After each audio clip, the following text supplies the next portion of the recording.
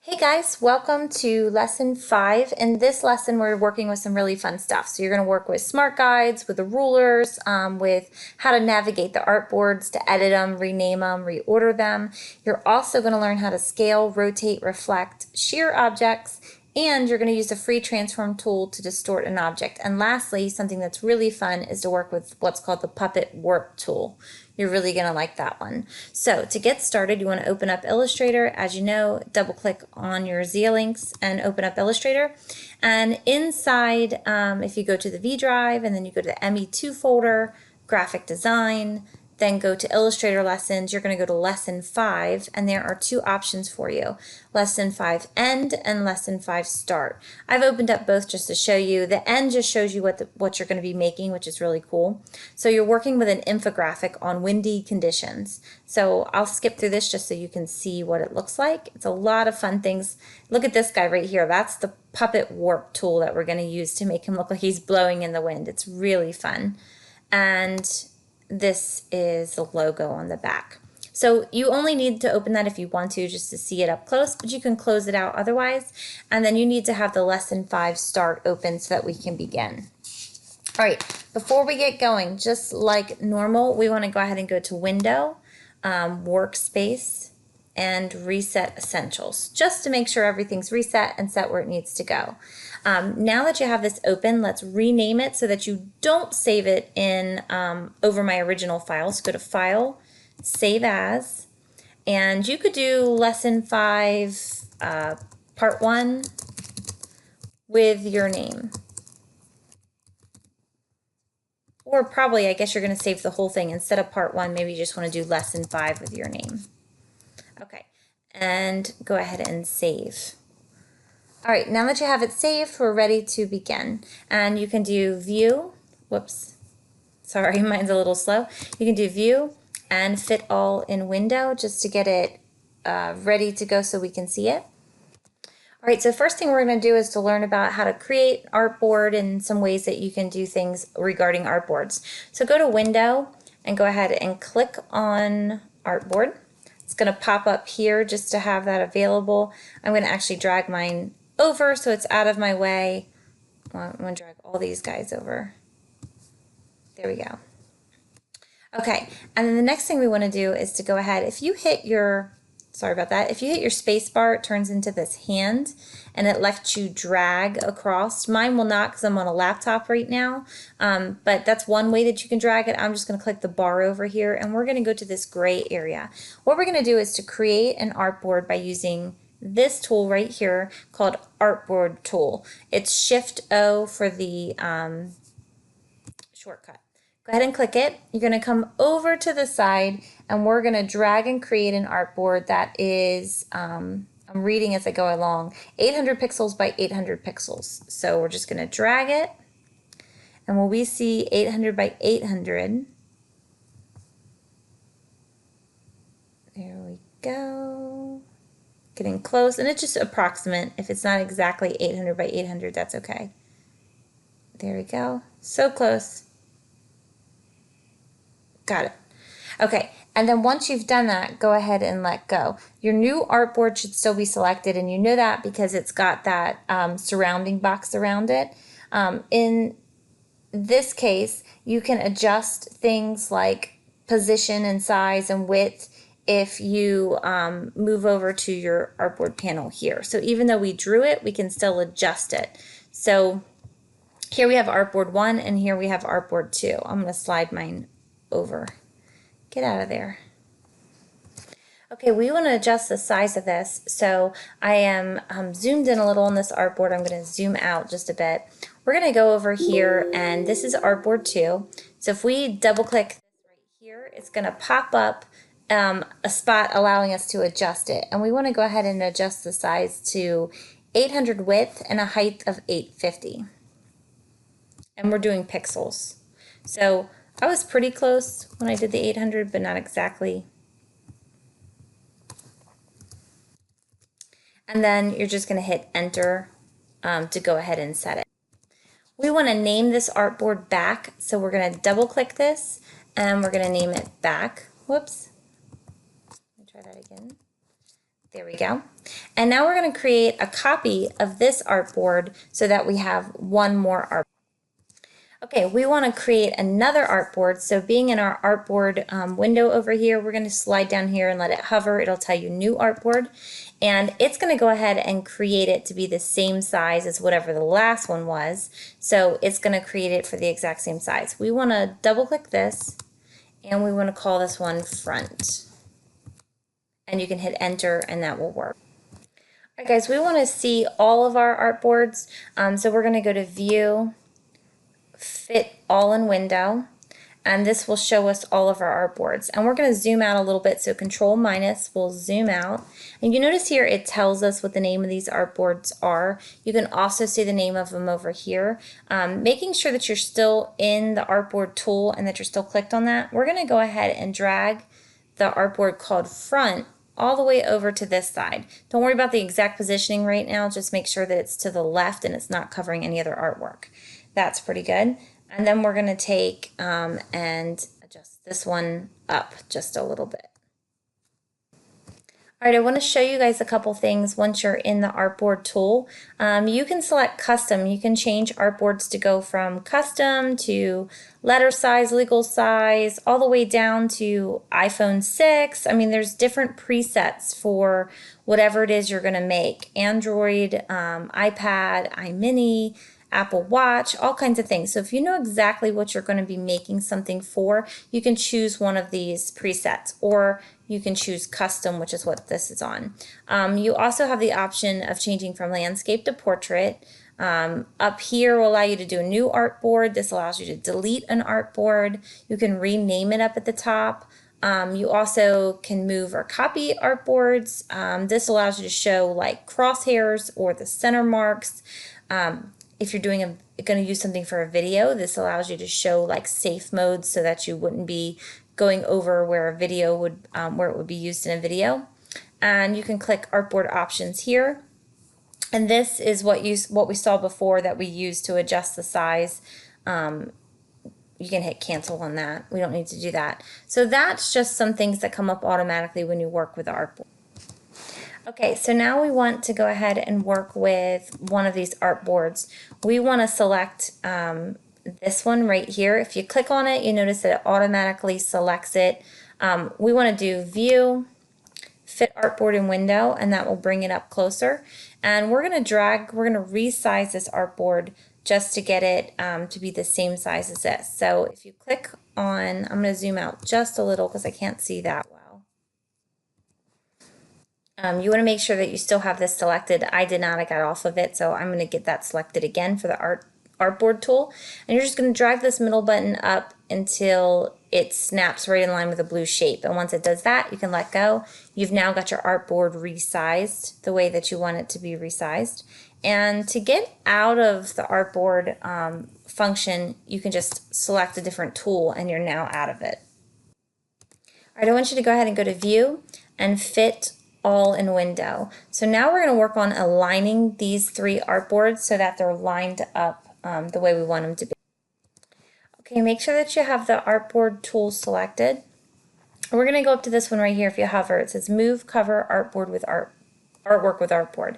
Click it, and you can now take and adjust all of your artboards together. So I'm going to click this artboard, and I'm going to drag it down, and see that center line that appears? That tells me that they're lined up in the center. I'm going to use that, and then I'm going to click this one and do the same thing with it until the smart guides tell me that it's aligned in the center.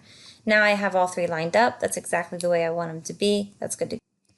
All right, we're going to go ahead and, oh, somehow I have created another artboard, so I'm going to drag that one to the trash really quickly. Oh, where'd they go? View, Fit All in Window. There they are. Okay, so we're going to rename this center one. So we got to make sure that we're selected on the Artboard tool. I'm going to click on the center one, and up here I can change the name. I could also double click it over there and change it.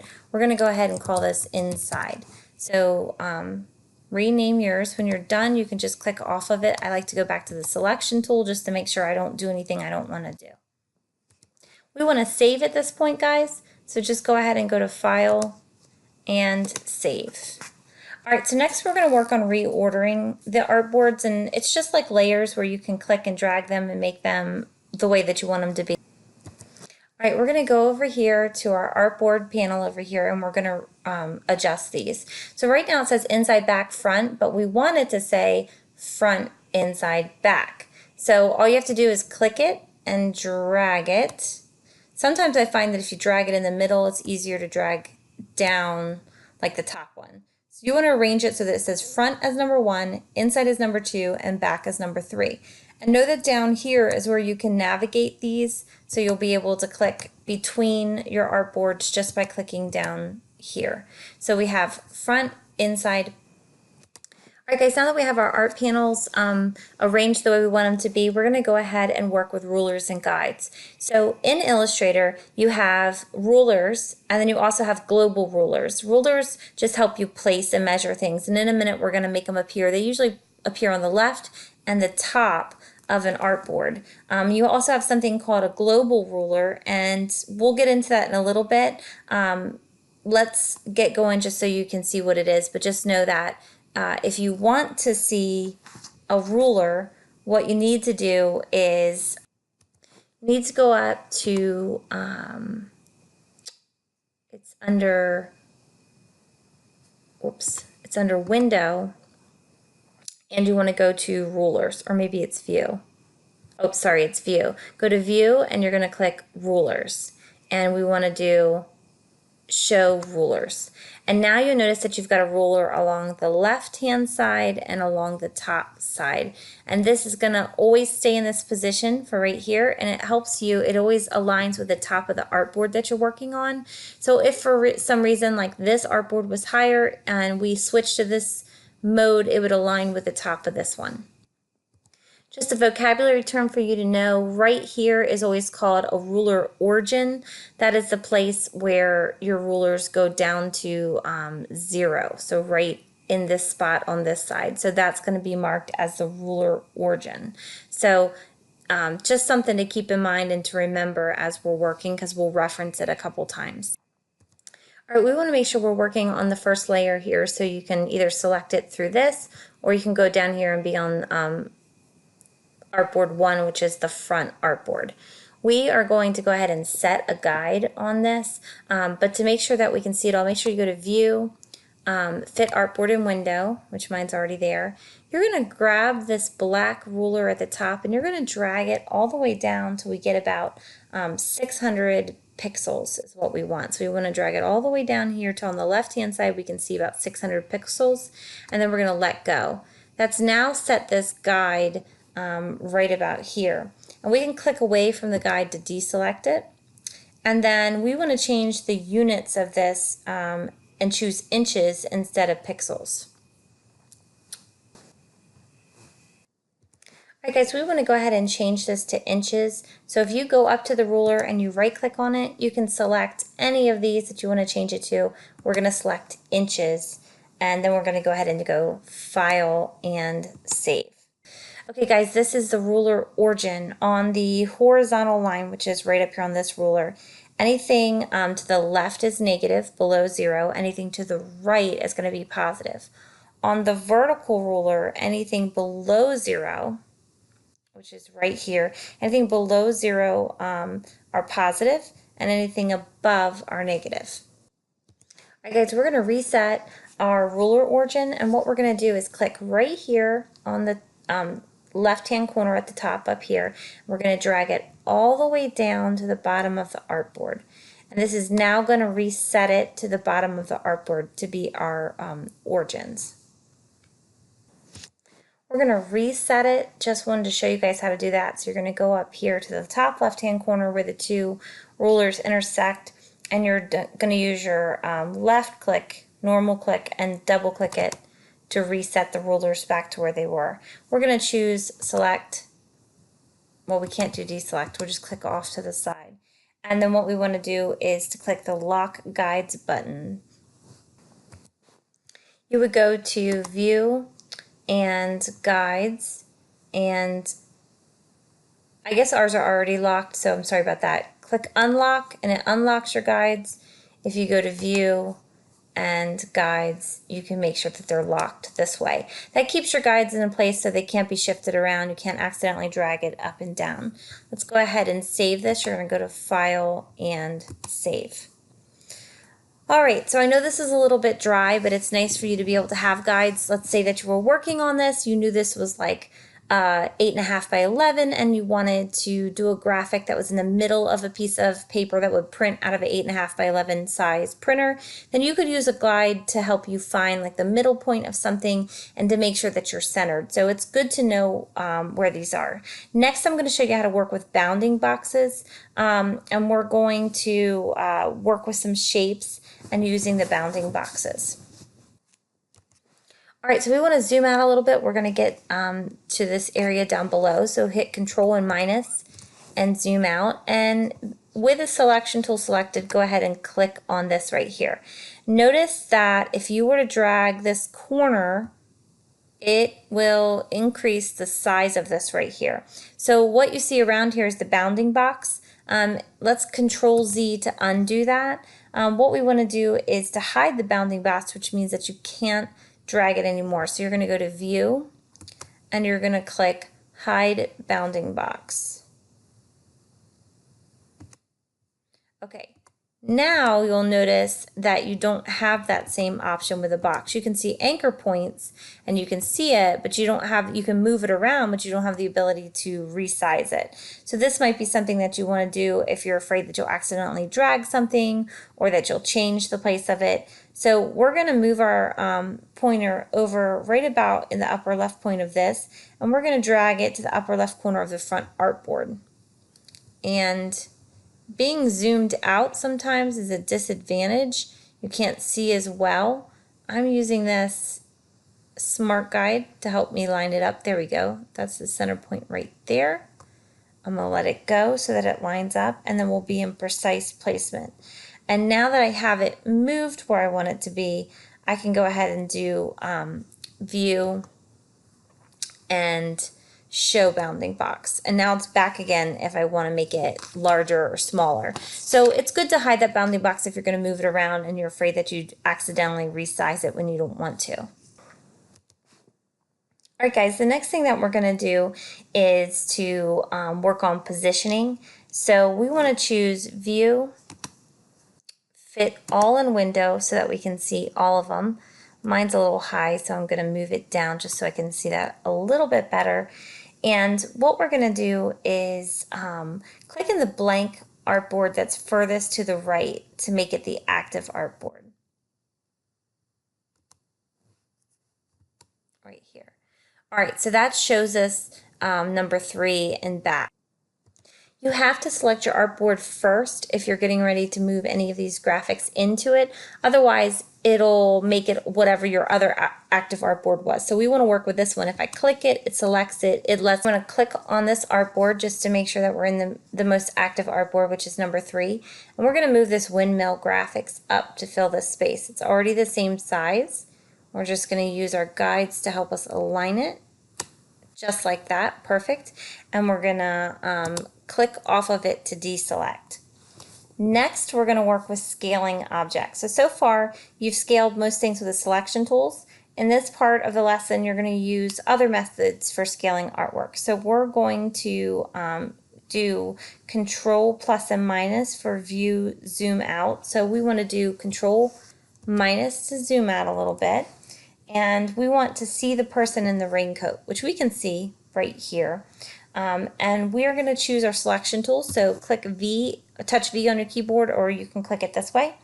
And we want to zoom in a little bit on this guy right here. So I'm going to Control plus and then go ahead and shift down. Know that you can also use that magnifying glass as well. All right, so this is a really cute graphic done right here. And what we're going to do is resize this. In the end of this unit, you're going to end up using the puppet warp tool, which makes him look like he's holding on to the side of a flag, which is really like a windmill pole, which is really cute. All right, guys, we want to click this cute little guy in the raincoat. So we're going to click to select him, and then we're going to open up the transform panel right here. And what we want to do is to select a click the center reference point, which is right here. So just click that right there. And we want to resize from the center. So to make sure that that it constrains like the width and the height and it sets it correctly the way we want it to be, we're going to make sure that this is selected so that it changes it. If you hover over it, it now tells you constrain width and height proportions. And we want the height proportion to set right here. Type in 30% in the width field.